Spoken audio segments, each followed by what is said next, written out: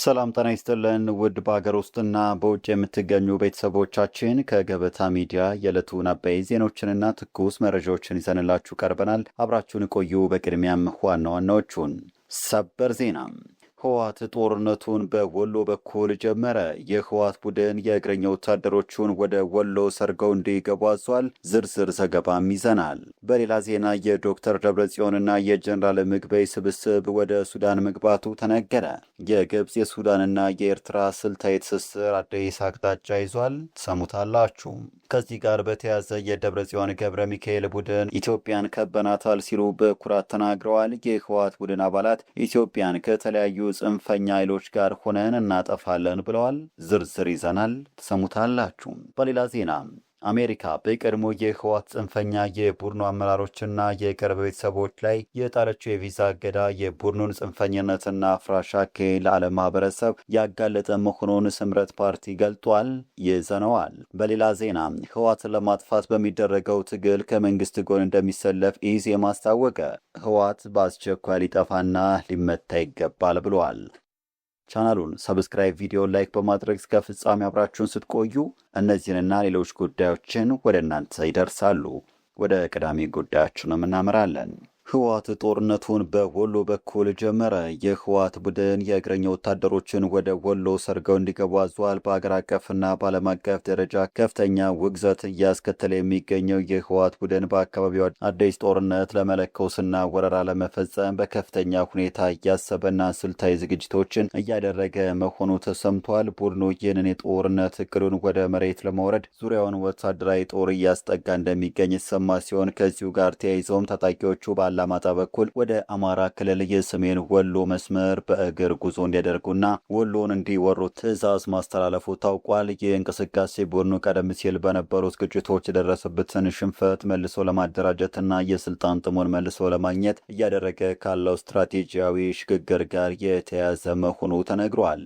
ይህ የህወሓት የጦርነት እቅድ ግጭቱን በተለይም በወሎ መስመር ላይ ለማተኮር ታስቦ የተደራጀ መሆኑን መረጃዎች ይጠቁማሉ። ታጣቂዎቹ በተሽከርካሪ መጓዝ የሚያስከትለውን ከፍተኛ የአየር ላይ ጥቃትና የደፈጣ አደጋ ለመቀነስ እንዲሁም የደህንነት ጥንቃቄ ለማጠናከር ሲባል በእግር እንዲንቀሳቀሱ የተደረገ ሲሆን በተለይም አርሚ 15 የተባለው የጦር ክፍል ይህንን የእግር ጉዞን እንዲያከናውንና በመቀጠልም ወደ ኤርትራ አቅጣጫ እንዲያቀና መመሪያ እንደተሰጠው ተነግሯል። ይህ አይነቱ ወታደራዊ ስልት ቡድኑ ረጅም ርቀት በማቋረጥ ድንገተኛ ጥቃት ለመሰንዘርና የአቅርቦት መስመሮችን ለመቁረጥ ያለውን እቅድ የሚያሳይ መሆኑን የወታደራዊ ጉዳዮች ተንታኞች ለገበታ ሚዲያ ተናግረዋል። ይህ በእንዲህ እንዳለ አሜሪካ በሰሜን ኢትዮጵያ እንዲሁም በመላው ቀጠናው ያለውን ሰላምና ደህንነት አደጋ ላይ ጥለዋል ባለቻቸው የህወሓት አባላትና የቅርብ ቤተሰቦቻቸው ላይ የቪዛ ገደብ መጣሉ የሚታወስ ሲሆን ይህ የዲፕሎማሲያዊ ማዕቀብ ቡድኑን ይበልጥ ያገለልና ዓለም አቀፍ ጫናውን ያበረታው ሆኗል። ሆኖም ግን የቡድኑ አዲስ የጦርነት እቅድና ወታደራዊ እንቅስቃሴዎች ቀጠናውን ይበልጥ ወደ ከፋ ለመረጋጋትና ሰብአዊ ቀውስ ሊከቱት እንደሚችሉ ከፍተኛ ስጋት አሳድረዋል። የአካባቢው ነዋሪዎችና የጸጥታ አካላትም ሊሰነዘር የሚችለውን ማንኛውንም ጥቃት ለመከላከልና የአካባቢውን ሰላም ለማስከበር በከፍተኛ ንቃት ላይ እንደሚገኙ ከተለያዩ ምንጮች የተገኙ መረጃዎች ያሳያሉ። ወደ ቀጣዩ መረጃ እንሻገር። የዶክተር ደብረጽዮንና የጀኔራል ምግበይ ስብስብ ወደ ሱዳን መግባቱ ተሰማ። የግብፅ የሱዳንና የኤርትራ ስልታዊ ትስስር አዲስ አቅጣጫን ይዟል። በሰሜን ኢትዮጵያ አዲስ የጦርነት አውድ ለመክፈትና ታጣቂዎቻቸውን ወደ አማራ ክልል ሰሜን ወሎ ዞኖች በእግር እንዲንቀሳቀሱ ትዕዛዝ ማስተላለፋቸው የሚነገርላቸው የህወሓት ከፍተኛ አመራሮች ሌሊቱ ሙሉ በከፍተኛ የኮንቮይ ጥበቃ ታጅበው ሁመራን በመሻገር ወደ ሱዳን መግባታቸው ተረጋግጧል። በዶክተር ደብረጽዮን ገብረ ሚካኤልና በጀኔራል ምግበይ ኃይለ የሚመራውና እና አምባሳደር ፈትሎ ገብረ እግዚአብሔር ሞንጃሪኖና አቶ አማኑኤል አሰፋ እንዲሁም አንዱ ስማቸው ያልተጠቀሰ ከፍተኛ የደህንነት ባለስልጣን ያካትተው 5 አባላት የልዑካን ቡድን ወደ ሱዳን የገባበት ምክንያት ግን የተደበላለቁ መረጃዎች እየወጡበት ይገኛል። የህወሓት ልዑካን ቡድን ወደ ካርቱም ያቀናው ለተጀመረው ወታደራዊ እንቅስቃሴ ተጨማሪ የጦር መሳሪያና ስንቅ ድጋፍ በሚገኝበት ዙሪያ ከሱዳን ከግብፅና ከኤርትራ ባለስልጣናት ጋር ለመምከር ነው የሚል ወሬ በቡርኖ አካባቢ ቢነሳም ዘግይተው የወጡ የገበታ ሚዲያ መረጃዎች ግን ነገሩ የሽሽት መሆኑን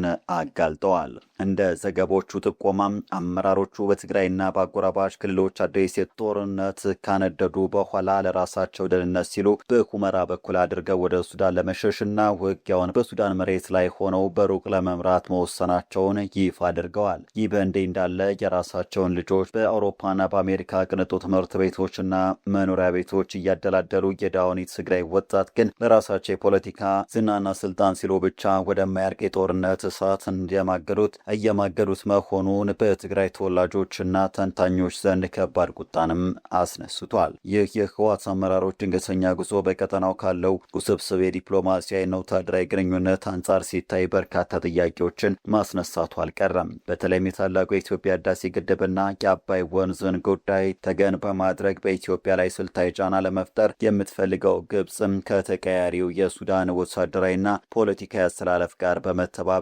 ለህወሓት የሎጂስቲክስና የማስታጠቅ ድጋፍ ልታደርግ ትችላለች የሚለው ስጋት የቆየ ነው።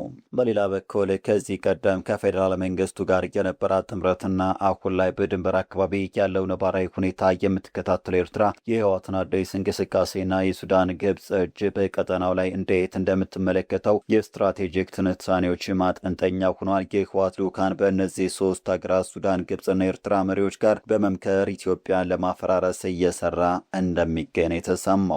በቀጣይ መረጃችን ከዚህ ጋር በተያያዘ የደብረ ጽዮን ገብረ ሚካኤል ቡድን ኢትዮጵያን ከበናታል ሲሉ በኩራት ተናገሩ።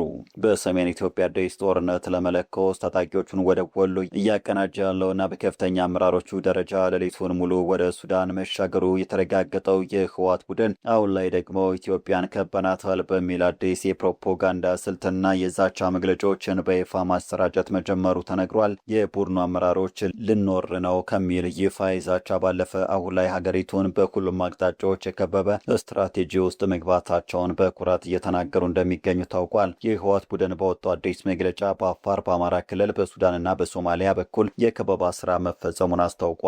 ቡድኑ አክሎም ከአማራ ክልል እስከ ቤንሻንጉል ጉሙዝ ክልል ድረስ በመዝለቅ በአሶሳ መስመር በኩል ከኦነግ ሸኔ ጋር ግንኙነት ለመፍጠር ማቀዱን የገለጸ ሲሆን በሶማሊያ በኩል ደግሞ ከአሸባሪው አልሸባብ ጋር ቀጥተኛ ግንኙነት በማድረግ የታጠቁ ኃይሎችን ወደ ስፍራው መላኩን በይፋ አረጋግጧል። የቡድኑ ይፋዊ መግለጫ ካሉበት ቀጠናዊና ዓለም አቀፍ የሽብር ትስስሮች አንጻር አደገኛነቱንና አሸባሪነቱን ይበልጥ ያረጋገጠበት ሆኗል። የቀድሞ የህወሓት አመራር አቶ አረዶም እንዳስታወቁት ቡድኑ ይህንን ከበባ እንደ ትልቅ የድርድር ካርድ በመጠቀም የፌዴራል መንግስት በአፍሪካ ህብረት ከፍተኛ ተወካይ ኦሉሴጉን ኦባሳንጆና በሌሎችም ዲፕሎማቶች አማካኝነት እየለመናቸው እንደሆነ አድርጎ እየተነገረ ይገኛል። ኦባሳንጆ ወደ መቀለ በመጣበት ወቅት ዶክተር ደብረጽዮንን ፕሬዝደንት ብሎ መጥራቱን እንደ ትልቅ የፖለቲካ ድል ያነሱት የቡድኑ አመራሮች ከዚህ በኋላ የሚከተሉት ሁለት አማራጮች ብቻ እንደሆኑ አስቀምጠዋል። አንደኛም በፌዴራል መንግስቱ ወሳኝ የሆኑትን የስልጣን ቁልፍ ቦታዎች መልሶ መቆጣጠር ወይም ትግራይን ራሷን የቻለች ሉዓላዊት ሀገር ማድረግ የህወሓት የመጨረሻ እቅድ መሆኑን አንስተዋል። ይህ በእንዲህ እንዳለ ቡድኑ በውስጥ መስመር በትግራይ ነጋዴዎችና ባለሀብቶች ላይ ከባድ የማስፈራሪያና የኢኮኖሚ ዘረፋ ዘመቻ መክፈቱ ተሰምቷል።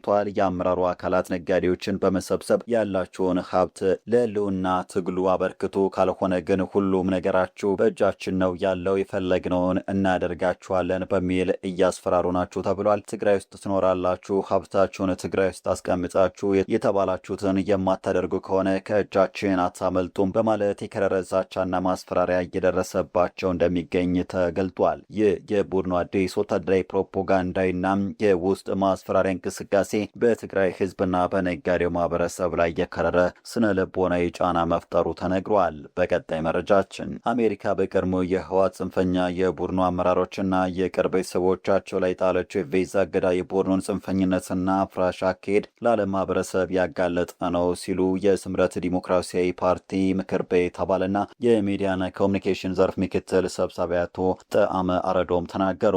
አሜሪካ በቀድሞ የህወሓት ጽንፈኛ አመራሮችና የቅርብ ቤተሰቦቻቸው ላይ የቪዛ እገዳ መጣሏን መግለጿ ይታወቃል። የአሜሪካ የውጭ ጉዳይ መስሪያ ቤት ጉዳዩን አስመልክቶ በወጣው መግለጫ እንዳስታወቀው የቪዛ እገዳ የተጣለው የፕሪቶሪያን የሰላም ስምምነት በመጣስ ተሳታፊ ናቸው በተባሉ አክራሪ የህወሓት አባላትና የቅርብ ቤተሰቦቻቸው ላይ ነው። የስምረት ዲሞክራሲያዊ ፓርቲ ምክር ቤት አባልና የሚዲያ ኮሚኒኬሽን ዘርፍ ምክትል ሰብሳቢ አቶ ጣዕመ ማረዶም ውሳኔውን አስመልክተው ለኢዜአ እንዳስታወቁት እርምጃው የአሜሪካ መንግስት የቀድሞ ህወሓት ጽንፈኛ ቡድን በትግራይ ክልል ውስጥ እያደረገ ያለውን የጦርነት ትንኮሳና የሰላም ስምምነቱን የማፍረስ ሴራ በተገቢው መንገድ የተረዳ መሆኑን የሚያሳይ ነው። አሜሪካ የሰላም ስምምነቱ ከተፈረመበት ጊዜ ጀምሮ በቅርበት ስትከታተል እንደነበረች ውሳኔው ማረጋገጫ ነው ሲሉ አክለዋል።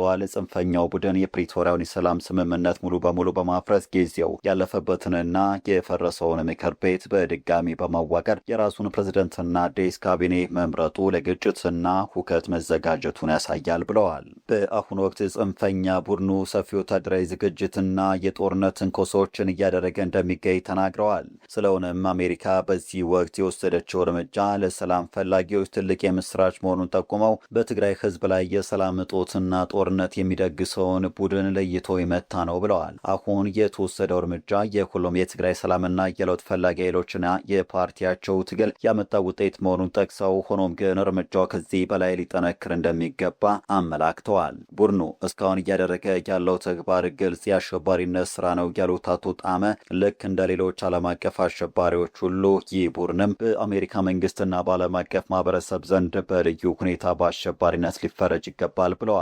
የቡድኑን አጥፊ እንቅስቃሴ የዓለም ማህበረሰብ በሚገባ እንዲገነዘበው ፓርቲያቸው ትግሉን አጠናክረው እንደሚቀጥል አስታውቀዋል። የፌዴራል መንግስትም ህገ መንግስታዊ ኃላፊነቱን በመጠቀም የቀድሞ ህወሓት ጽንፈኛ ቡድን ላይ ህግ የማስከበር ስራውን እንዲወጣ ጥሪያቸውን አቅርበዋል። በቀጣይ መረጃችን ህወሓትን ለማጥፋት በሚደረገው ትግል ከመንግስት ጎን እንደሚሰለፍ ኢዜማ አስታወቀ። ህወሓት በአስቸኳይ ሊጠፋና ሊመታ ይገባል ብለዋል። የኢትዮጵያ ዜጎች ለማህበራዊ ፍትህ ፓርቲ ኢዜማ መንግስት የትግራይ ህዝብን ክልሉን ሰላም ለማረጋገጥ በሚደረገው ሂደት ሁሉ ከጎኑ ለመሰለፍ ቁርጠኛ መሆኑን ገልጿል። በትግራይ ክልል የተመሰረተውን ጊዜያዊ አስተዳደር በማፍረስና የህዝቡን ሰላም በማደፍረስ የራሱን የስልጣን ጥማት ለማርካት የሚታትረውና የቆየ ፖለቲካ አካሄድ የሚያራምደውን የህወሓት ቡድን ለመጨረሻ ጊዜ መንግስት በቃ ሊለው እንደሚገባ የፓርቲው መሪ ኢዮብ መሳፍንት ተናግረዋል። እንደ አንድ ኢትዮጵያ ክልል ህዝቡን ከዚህ የመታደግ ኃላፊነት የሁላችንም ነው። በዋናነት የመንግስት ኃላፊነት ነው። መንግስት ዜጎቹን ከዚህ አይነት የባርነት ቀንበር የማላቀቅ ኃላፊነት አለበት። ለዚህ ደግሞ ሁላችንም ልንተባበር ይገባል ብለን ነው የምናስበው ብለዋል። ህወሓት እስካለ ድረስ ይሄ ነገር መቀጠሉ አይቀርም። ህወሓትን ለአንዴና ለመጨረሻ ጊዜ በቃ ልንል ይገባል። ይህንን ለማድረግ ለሚሰራ ማንኛውም ስራ ኢዜማ ተሳታፊ ይሆናል ብለዋል አቶ ኢዮብ በሰጡት ማብራሪያ። የትግራይ ህዝብ ክልሉን እንደ ስጋት የሚያዩት ቀጠና ሆኗል የሚሉት የፓርቲው መሪ የትግራይን ህዝብ ከጭቆና ቀንበር መውጣት የመንግስት ሚና ብቻ ባለመሆኑ ኢዜማም በሰላም ሂደቱ አብሮ ለመስራት ቁርጠኛ መሆኑን ተናግረዋል። ኢዜማ ከምርጫው መልስ ትልቁ የቤት ስራችን ከትግራይ ህዝብ ጋር በመተባበር የህወሓት ህገወጥ ቡድን እንቅስቃሴን መቀልበስ ነው ብለዋል። የክልሉን ሰላም ለማረጋገጥና የህወሓት ቡድን የጦርነት ጉሰማ እንዲያበቃ የክልሉ ህዝብ በአፈና ውስጥ እንኳን ሆኖ ተቃውሞ ገንፍሎ እየወጣ መሆኑን መመልከታቸውን የተናገሩት አቶ ኢዮብ ደግሞ ቡድኑ ከህዝብ መነጠሉንና ደጋፊ አልባነቱን አመላካች ነው ብለዋል። በመሆኑም ህወሓትን ለማጥፋት በየትኛውም መንገድ ከመንግስት ጎን እንሰለፋለን ሲሉ መልእክታቸውን ቋጭተዋል። ውድ ተመልካቾቻችን ለዛሬ ያዘጋጀንላችሁ አበይት ዜናዎቻችን እነዚህ ነበሩ። ገበታ ሚዲያን ሰብስክራይብ በማድረግ ቤተሰብ ይሁኑ እያልን ሰናበትን። ጤና ይስጥልን።